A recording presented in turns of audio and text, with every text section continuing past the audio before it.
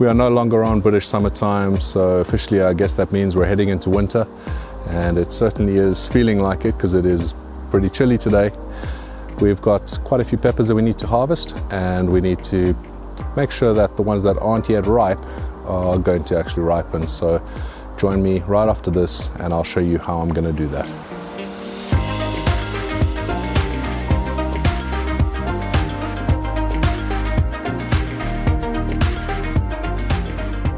As you can tell, it's rather noisy where I live.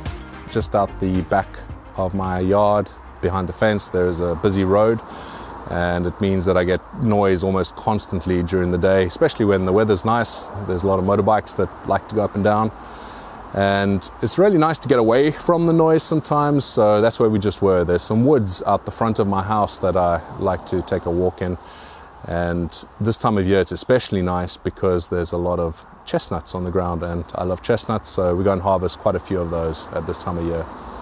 Anyway, chestnuts, we're probably going to be collecting those this afternoon, but for now I need to get inside the polytunnel as well as the greenhouse. We're going to be doing our final big harvest, and I'm going to show you how I try and ripen my green peppers.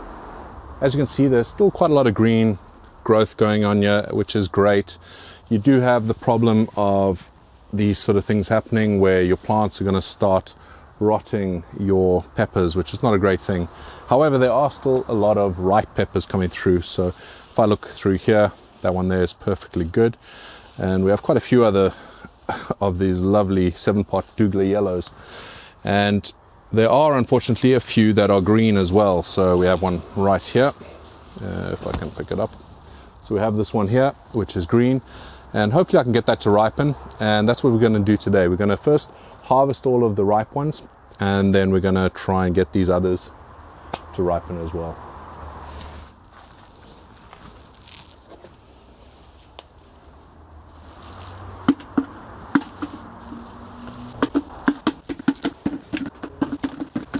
We're going to be doing something that might seem a little bit drastic, but I've picked most of the peppers off of this. We just need to give us a snip down the bottom here, and we'll show you what we're going to do to try and ripen up the rest.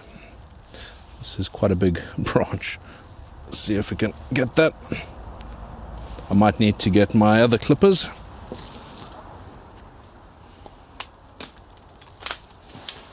Let's talk about why I'm doing what I'm doing here. During the summertime and the springtime, the plants are able to self-regulate quite well. So even if you do overwater a little bit or underwater, they're going to be able to recover. They'll get healthy again, and there shouldn't be any problems. Even if they droop really drastically, they'll actually be able to come back quite easily. However, when it gets to the back end of the season, the problem you're going to have is that the plants can't self-regulate as well anymore. They're not getting as much sunlight, so they're not going to be as active. They're not getting the warmth that they used to, and it's very easy for the roots to start dying off. And when the roots start dying off and rotting, then it affects the rest of the plant. And you get problems like this. You can see that's not great. I need to throw that away. But the problem is that your peppers will also feel the effect. So what you want to do is try and trick the plant into thinking that all that's happening is they're not getting enough water. So when you snip it off just above the roots, the plant itself, the leaves might look like they're battling, and they probably will. They'll probably fall off eventually.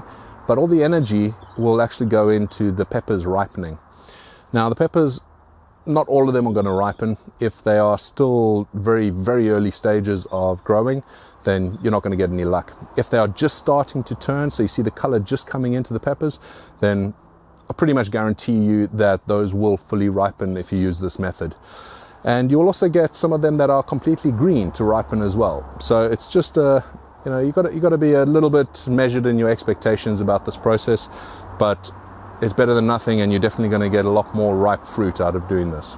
So my 7-pot Douglas that we just snipped at the base, let's get that hanging, and I'll show you. It's a pretty simple process really, but we've trimmed it at the base, and I'm going to try and just pick it up and not damage too many other plants in the process. So there we go. Now all that I have to do is just hang this over here. Now I'm going to hang it on this branch here, so that means I need to just look and see that there's no peppers starting to ripen on that branch. There isn't. So I'm just gonna snip it over there, and effectively we're done. I mean, that's really not difficult. I've got a few more ripe ones on here that I need to pick, but we can see there's also a few that are beyond saving, so we're gonna get rid of that. So I've just broken off this branch over here so we can show you what's actually going to happen. So keep an eye on these two. For the next video, I will make sure that I show you what happened to these two. But that one there will most definitely ripen fully to yellow. This one, it's a 50-50 because it is quite young still. But I'm going to hang that as well. Let's put that over here. So I'm going to get on to doing the rest of my plants like this, at least the ones that I want to have additional ripening peppers, and I will show you the result once we've finished up. So this is quite interesting. I've been pulling out a few of my plants from the roots, so I'm not cutting them because I'm not going to be hanging them up. But if you have a look here, this is my peri-peri plant. This one here is also a peri-peri plant, and that root ball is not very big, is it? And that's from my polytunnel. Now we go over to my pepper dew. Check the size of that root ball. So it's quite interesting how the different plants seem to thrive differently in obviously a different environment. My peri-peri inside the greenhouse over there, the root balls tend to be a lot bigger. So I have a few theories about it, but I think it's quite interesting anyway. But this is fascinating. The root ball on this and the production on this pepper dew is a lot better than the ones in the pots that were inside the greenhouse. So different plants definitely prefer different environment if you consider the greenhouse versus polytunnel. So got to take that into consideration. Let's take a look in here. It's looking a bit sad, not as full up as it was before. This is where I pulled those plants from now, and got a few hanging up there in the meantime. But let me continue, finish up here. It's always sad doing this part, but needs to be done. This here is my Komari Alangada. I've just pulled it out of the ground. It just makes it easier for me to actually harvest the rest of these peppers. These are very good tasting peppers, but they are very, very hot. I thought I would just chat with you a little bit about an idea that I've had. I've mentioned it a couple of times on the channel, and it's something I'm quite excited about. So basically, I've been talking with Vitali from vitaliseeds.net, and we've been trying to organize a ChilliChump Seed Pack so that it makes it a bit of fun for you guys to grow along with me next year, and we can see how your plants progress compared to mine. And I thought I'd just spice it up a little bit more, excuse the pun, by adding a few little categories. So essentially there'll be about 6 varieties that we're going to be putting in the pack, and one of them is going to be a competition variety, which means similar to what I did this year, and that is coming soon, the Poblano Competition. I will tell you the results, I haven't forgotten, but doing a Poblano competition next year with all of you guys. Now, I'm not too sure whether there will be prizes or not. I need to just think about how that will work, but regardless, even if it is just for fun, it'll be really cool to have a bit of a competition with you guys, see how you get on. And it's not your typical Poblano. It's not the same as the Poblano that maybe you've seen me growing this year, but it is a very cool one, and look forward to showing you what that is probably in the next video. We've pretty much nailed down what we're going to be putting in the pack. So there'll be the Poblano, the specific type of Poblano, and that'll be for a bit of a competition around size. We'll also then have some super hots in there, of course, got to have some super hots. And we're going to have a few of my favorite peppers. Now, I really wanted to get my peri-peri peppers into the pack, but unfortunately I just did not have enough, and I'm pretty sure that this pack will be fairly popular, and I don't want it running out of peppers. So there's another one of my favorites in there, which will be the cayenne. Now, Vitali tells me, weirdly enough, but the cayenne seeds, he only has a limited amount, so I am going to think about that one, whether it will be in there or not. But cayenne seeds are pretty common anyway, so hopefully you guys will be able to get them anyway. But I do want to include the cayenne inside the seed pack. And then there's a couple other interesting varieties that I think you guys will love as well. Definitely from the Bactum range of peppers, which are those lovely sweet, spicy, sort of lemony type flavors, citrusy flavors. They will be in there as well. So there'll be 6 varieties, and you know, it'll be really good to see you guys grow along with me. You guys are already tagging me in photos on Instagram and on Facebook and on Reddit and things like that, and it'd be good to see you tagging me in photos of the plants that you're growing from that seed pack, because it'll be interesting to see how you're getting on compared to mine. So I think it'll be especially useful for beginners. So if it is like your first or second year growing peppers, you know, just judging your progress versus my progress, especially if you are in the northern hemisphere, you'll have the same season as mine. Southern hemisphere, you've got the opposite season of mine, but hopefully you can join in as well. Maybe you just delay watching my videos for half a year. But I think it'll be a good fun, and I look forward to actually, you know, trying this out. If it is successful, then, you know, we'll continue doing this year after year. I think there's definitely appetite for this sort of thing. The last thing about this is, at the end of the season, when we get our ripe peppers, I'm also going to be doing some special sauces with each of the varieties that we're going to be growing as part of that seed pack. So that'll give you some incentive to make sure you have a good harvest of your peppers, and that you get to have some lovely hot sauce at the end of it. I'll be announcing when that goes live very soon.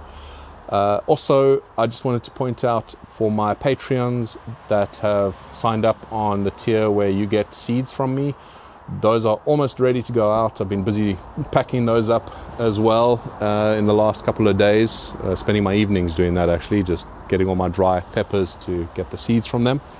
And those will be going out to you guys soon.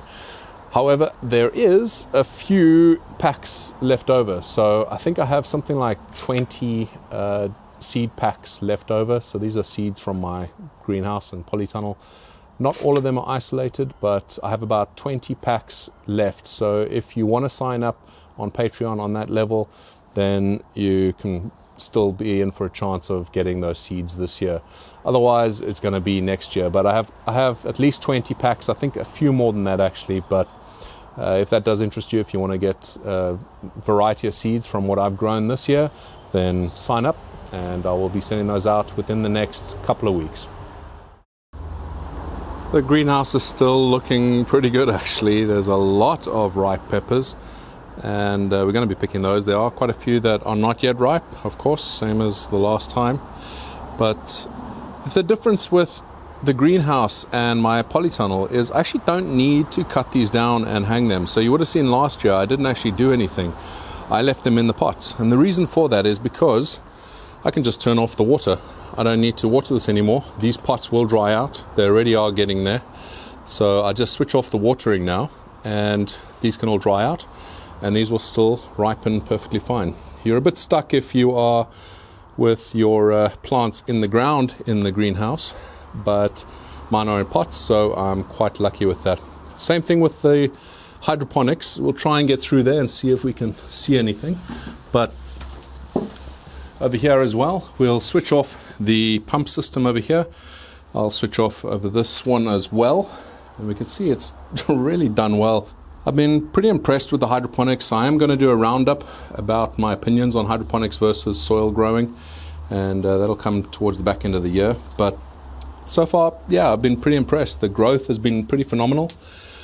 And yeah, I'll be doing the same thing. I'll be switching off the water to this. I'll be unplugging this, and I'll be unplugging the automation over there.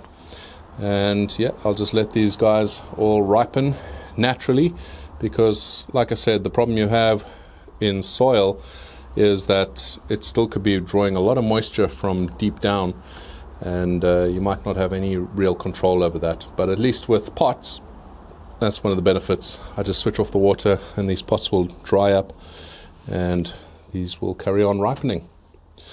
So that's it in the greenhouse. Just a quick roundup.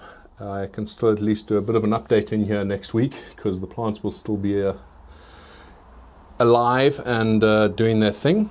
But the polytunnel, yeah, that'll be looking like a disaster zone. I better finish up here. because I really need to get this job done and get all these plants hung out so we can get them ripening, as well as harvest the rest of the peppers, because I need to add them to a sauce. And there's only so many hours in a day. I'm also working on the recipe book, almost completed, doing some photography for it now and getting the just getting the formatting right, that sort of thing. And yeah, that takes time. It takes a lot of time. I didn't realize how long it would actually take, but it'll be worth it in the end. And I've got some sauces that are coming out soon. Like I mentioned earlier, there will be one up for sale, I believe, this weekend. I just need to see that I can get it finished. So again, it depends on me getting this job done today quick enough, and then it'll be up for sale. So thank you so much for watching, and I look forward to seeing you on the next video. Until then, stay spicy.